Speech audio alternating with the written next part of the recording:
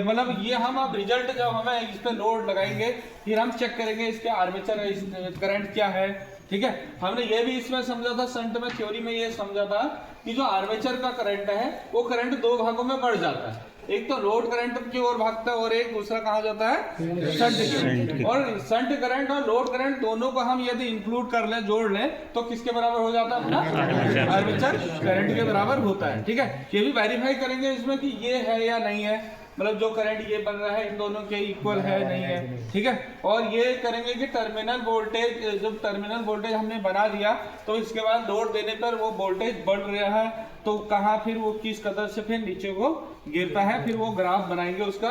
ठीक है, और फर्स्ट में अब हम एक टेबल बनाएंगे और क्या है ये वोल्टेज नोट करेंगे। ठीक है, दूसरा क्या करेंगे, फील्ड का करंट करेंगे, तीसरा आर्मेचर करंट, और चौथा लोड करंट, पांचवा लोड। हमने लोड कितना दिया, एक कॉलम और बना सकते हैं इसमें, आर्मेचर करंट है ही और हमारा लोड करंट है, फील्ड करंट ना, फील्ड करंट तो है ही, क्यों और क्या बनाएंगे, शंट का इसको क्या करना है, दोनों को कॉमन करना है। फिर यहाँ रियोस्टेट से एक टर्मिनल जो वैरी कर रहा है उसको कहाँ पहुंचा देंगे, अपना शंट के बाद। ठीक है, बीच में एम्पीयर लगाने के बाद। ठीक है, फिर यहाँ आर्मेचर पे जो दो टर्मिनल है उससे हमने कहाँ देना है, आउटपुट पे।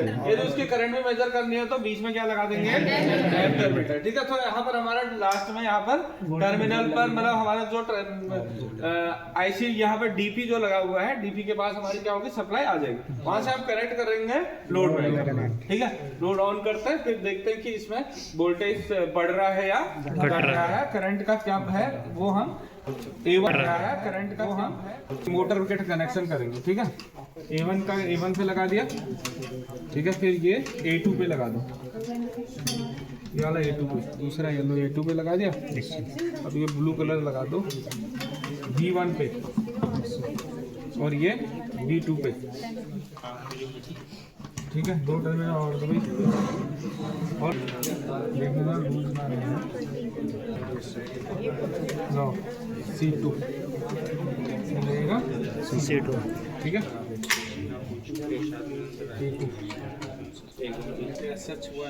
उधर मोटर के हमने जो आइडेंटिफाई किए थे, मोटर के दो A1 और A2 उठा लिए, इधर ये इससे सर्किट से कनेक्ट कर दिया। ठीक है, और इधर F1 और F2 के कनेक्शन पे इधर कनेक्ट कर दिया। समझ में आ गया। अब देखो कनेक्शन बनेगा कैसे, अब हमको इसको कैसा बनाना है, सेल्फ एक्साइट बनाना है, सेपरेटली एक्साइट, दो टर्मिनल वाले देना है। कैसा बनाना है, सेल्फ वाला। परमानेंट मैग्नेट यूज किया जाता है, वो कौन सा जनरेटर होता है, सेल्फ है सेपरेटली, कौन सा वाले कितने, हाथ खड़ा करो। देखो समझते हैं, देखो जो सेल्फ जनरेटर होता है उसमें चालू करने के लिए क्या जरूरी है, सेल्फ में कुछ ना कुछ क्या होना है। तो एक दूसरे तरीके से हम सोचो तो वो भी तो एक परमानेंट मैग्नेट ही है। नॉर्मली हम देखें तो जब हम उसको चालू करें कुछ ना कुछ हमें बना के दे रहा है बना के, तो बना के दे रहा है तो कैसा होगा, जब हम उसको इलेक्ट्रिक सप्लाई नहीं भी दे रहे हैं, इलेक्ट्रोमैग्नेट नहीं बना रहे, फिर भी हमें वो इलेक्ट्रिक सप्लाई दे रहा है। अभी हम इसको चालू करेंगे ना, फील्ड को कनेक्ट नहीं भी करते हैं तो भी इसमें हमें क्या मिलेगा, कुछ वोल्टेज मिल रहा है। तो इसका मतलब क्या है, परमानेंट मैग्नेट है। तो सेल्फ के लिए क्या होना चाहिए, परमानेंट मैग्नेट, उसका मतलब कुछ उसमें रेसिडुअल मैग्नेट होना जरूरी है। तो समझ में आया। तो सेल्फ में क्या होना होगा, यदि परमानेंट मैग्नेट की बात करें तो किस में आएगा, सेल्फ में आएगा, सेपरेटली में नहीं आएगा। समझ में आ गया आएगा। और आप वहां क्लिक करोगे तो आपको किस पे करना होगा, सेल्फ पे। आप सेपरेटली करोगे तो आपका क्या हो जाएगा, रॉन्ग आंसर हो जाएगा। ठीक है, हमारा क्या है, रियोस्टेट। अब रियोस्टेट को हमको टोटल कौन सी वोल्टेज देनी है इसको, अभी जो आर्मेचर पे बनेगी, जो आर्मेचर पे बनेगी तो कैसे देना पड़ेगा, दोनों एंड्स पे इसके जो फिक्स है, जहाँ पे फिक्स वोल्टेज, फिक्स हमें रेजिस्टेंस मिलता है उस पर कनेक्ट करेंगे। ठीक है, तो हमने क्या करा, एक A1 का टर्मिनल इसके R1 से कनेक्ट कर दिया, हाँ, और दूसरा A2 का A2 से या R2 से कर दिया। क्लियर है इतना? Yes sir. अब तो हमें कॉमन करना होगा किसको, A2 को बाइंडिंग कोई सा भी। देखो अभी हमने तीनों को कॉमन कर लेते हैं, किसको, R2 और A2 और F2 को, E2 को, ठीक है। तीनों को क्या कर ले रहे हैं, कौन सी आगे सप्लाई जा रही है, तो यहाँ सप्लाई नहीं करेगा तब तक आगे नहीं जाएगा। देखो अभी क्या करना है कि इसको कॉमन करना होगा हमें, रेजिस्टेंस मतलब ये R2 हो गया और A2 हो गया और F2 या E2 हम कहते तो उसको तीनों को क्या करना हमें कॉमन बना दिया, ठीक है। अभी आप फील्ड के पास सप्लाई पहुंचानी है तो किससे पहुंचाएंगे, अपना वेरिएबल रियो स्टेट से पहुंचाएंगे, ठीक है। अब लेकिन हमें इसका फील्ड का करंट भी पता करना है, तो हम किस पे करंट कर रहे हैं, एम्पीयर मीटर लगाते हैं और एम्पीयर मीटर से आउटपुट कहाँ कनेक्ट करेंगे, अपना फील्ड के पास कनेक्ट करेंगे। क्लियर है इतना। अभी ये इससे क्या होगा, हमारा वोल्टेज बनना स्टार्ट हो जाएगा। अब वोल्टेज कितना बन रहा है ये किससे पता चलेगा, वोल्टमीटर के। तो आर्मेचर में जितनी वोल्टेज मैंने बनेगी तो वो क्या आर्मेचर पे लगाना पड़ेगा वोल्टमीटर को, तो आर्मेचर से पैरेलली कनेक्ट कर लिया, ठीक है। आर्मेचर से टर्मिनल उठाया और यहाँ वोल्टमीटर को कनेक्ट कर दिया, ठीक है। क्या है, ठीक है। तो ये आर्मेचर के दोनों टर्मिनल कहाँ कनेक्ट कर लिया अपने, वोल्टमीटर, ठीक, क्लियर। अब फील्ड वाला तो हमने कल ही कर लिया है, फील्ड पे क्या वोल्टेज का रहेगा, फील्ड के लिए हम वोल्टेज नहीं लेते हैं इसमें। अभी हमें अब करंट किस का लेना है, ये तो हमने किसका ले लिया, फील्ड करंट, ये मीटर लगा लिया फील्ड करंट। दूसरा कौन सा ले लिया हमको, आर्मेचर करंट के लिए भी चाहिए, आर्मेचर में कितनी करंट बनेगी, ठीक है। तो आर्मेचर में कितनी करंट बनेगी, तो आर्मेचर से यहाँ से एक टर्मिनल ले लेते हैं, ये करंट हम ये वाला वोल्टमीटर आर्मेचर की करंट के लिए ले लेते हैं, एम्पीयर मीटर आर्मेचर की करंट ना, एम्पीयर मीटर है, हाँ, ठीक है। अब हमें लोड का करंट पता करना है, किस डीसी वाले पे कनेक्ट करना, डीसी पे पहुंच रहा वहाँ टर्मिनल, ठीक है। अब लोड को क्या चाहिए, सेकंड टर्मिनल से, हाँ, एक नेगेटिव से अपना चाहिए, आर्मेचर का सेकंड टर्मिनल से टर्मिनल। देखो समझ में आया नहीं आया, अभी तक आ गया।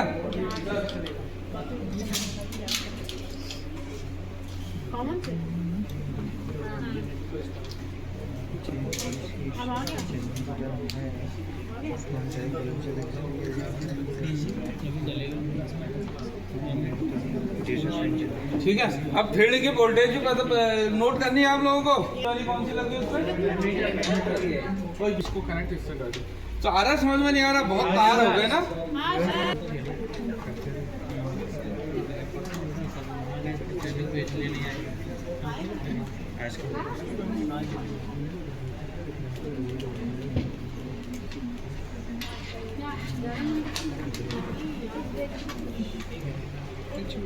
अच्छा, इसके लिए वोल्टेज क्या मेजर करना है, इसके जरूरत ही नहीं है वोल्टेज मेजर करना है, क्या नहीं।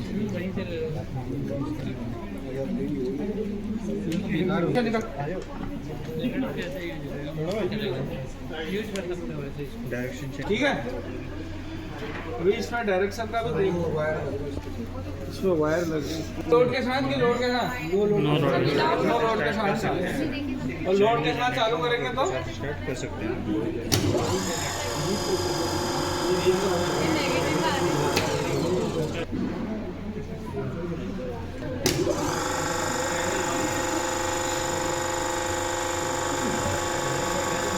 तो भी इस वोल्टेज को भी देखेंगे ना, इसको बेल हटा दो,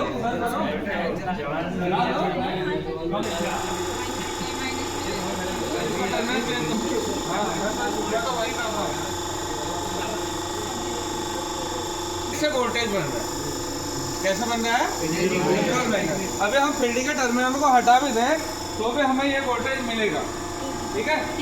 ये देखो मैंने फील्ड के टर्मिनल हटा दिया, फिर भी हमें वोल्टेज मिल रहा है, मिल रहा, देखो दोनों टर्मिनल हटा दिए हैं, केवल आर्मेचर पे वोल्टेज है, इसको मिल लिया आर्मेचर के थ्रू, लेकिन इतना वोल्टेज हमें मिल रहा है। बोले तो ये हमारा इस समय कैसे काम कर रहा है, परमानेंट मैग्नेट की तरह काम कर रहा है, मतलब इसके अंदर मैग्नेट है।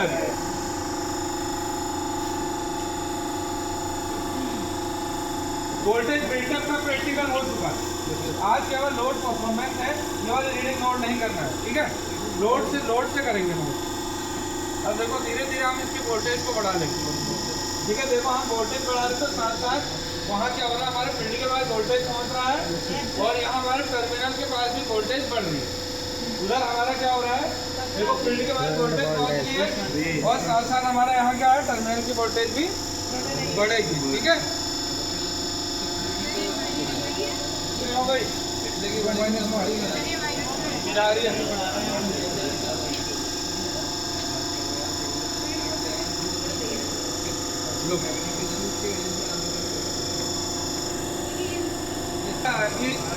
अभी लोड में कितना करंट चल रहा है, ये हमारा टर्मिनल की वोल्टेज हो गया। और ये क्या है, इधर वाला मीटर क्या बता रहा हूँ मैं, आर्मेचर का। तो इसके थ्रू हम क्या कर सकते हैं, फील्ड का रेजिस्टेंस भी निकाल सकते हैं ना। फील्ड का रेजिस्टेंस कैसे निकलेगा, वोल्टेज और ये हो गया इसका करंट। आर बराबर क्या होता है, V अपॉन I। 700 कर दिया, 200 वाट का है ना, कितना है सर? 200 वाट का है ना, 2 बल्ब जी सर। और चार बल्ब है तुम्हारे 100 वाट के। 800 हो गया, 800 हो गया क्या, 24.43 800 वाट है ना, 800। कितना हो गया, ये नोट कर लिया, आर्मेचर करंट नोट कर लिया, 0.48। देखो अभी 400 के चले, 1400, तो टोटल लोड है 1400 वाट का। कितना है, 1400 वाट हो गया टोटल लोड। और फील्ड करंट कितना है, किसके थ्रू जा रही है, आर्मेचर के थ्रू जा रही है।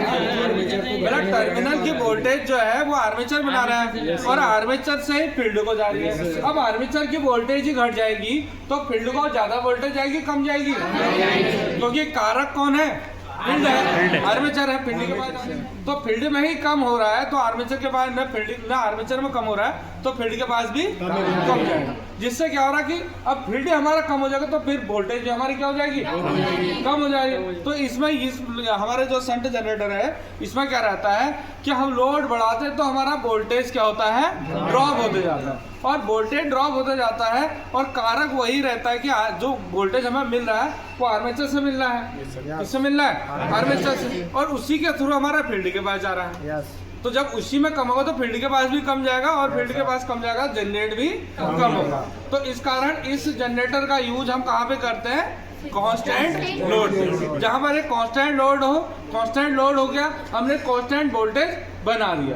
अब वो उसी लोड पे क्या करेगा, काम करेगा। यदि हमने लोड में वेरिएशन किया, कम करेंगे तो वोल्टेज बढ़ जाएगा और लोड बढ़ाएंगे तो वोल्टेज घट जाएगा।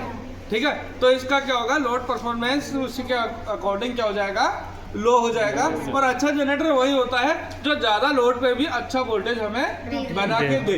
नेक्स्ट में हम देखेंगे कि कंपाउंड में क्या रहेगा, लॉन्ग शंट करते हैं या शॉर्ट शंट करते हैं तो उसमें क्या, डिफरेंशियल में क्या रहेगा, कम्युलेटिव में क्या रहेगा। तो हम फिर चारों मतलब जितना भी हमारा जनरेटर रहेगा तो लास्ट में निचोड़ देखेंगे सबसे अच्छा जनरेटर कौन सा है। ठीक है, कोई भी जब कंपनी कोई भी जनरेटर बना रही है, कुछ भी बना रहा है तो वो क्या चाहता है, वो सबसे हाई क्या दे, एफिशिएंसी उसके सबसे हाई हो। मतलब उसको जितना हमने इनपुट दिया है उससे वो आउटपुट भी हमें अच्छा ना। तो इस क्वालिटी को हम बाद में इसको एनालाइज करेंगे और फिर बेस्ट वाला जनरेटर इसमें देखेंगे कौन सबसे बेस्ट है। अभी हमने बात करी थी इसमें करंट की, जो शंट जनरेटर है तो जो आर्मेचर का करंट है फील्ड के उस करंट कितने भागों में बढ़ता है, 2 में। किस की ओर, एक फील्ड की ओर जाएगा, एक लोड की ओर। तो आप इसको बाद में ना अभी करना, अभी ये इसके बाद टर्मिनल आप इसको कनेक्ट करने के बाद फिर इसमें चेक करना कि जो हमारा आर्मेचर का करंट है वो जो जितना है क्या दोनों करंट उतना है या नहीं है। थ्योरिकली तो हमने पढ़ा है कि आर्मेचर करंट जितना बनेगा वही करंट कितने में बटेगा, 2 में फील्ड की ओर जाएगा और लोड की ओर। अभी देखो फील्ड करंट में भी हमें वेरिएशन देखने को मिला है। आप लोगों ने देखा फील्ड में भी कुछ कमी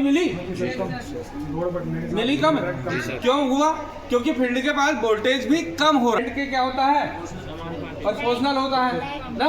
हम जब हमने देखा ना, हम ओम्स लॉ कर रहे थे तो हमने वोल्टेज जब वेरी करी थी उसके साथ साथ करंट भी वेरी कर रहा था। अब जब वोल्टेज कम होगा तो करंट भी क्या होगा, कम होगा। तो क्लियर समझ में आ गया क्यों करंट कम हो रहा है। वोल्टेज कम पहुंच रहा है फील्ड के बाद तो करंट कम पहुंचेगा, तो उसके साथ साथ क्या होगा, उसका वोल्टेज कम पहुंचेगा तो करंट भी कम हो जाएगा। ज्यादा नहीं हो रहा है लेकिन थोड़ी सी क्या हो रहा है उसमें वेरिएशन देखने को मिल रहा है, प्रैक्टिकली देखने को मिल रहा है ना। तो क्लियर है, कोई डाउट है, कुछ भी डाउट है तो पूछ सकते हैं।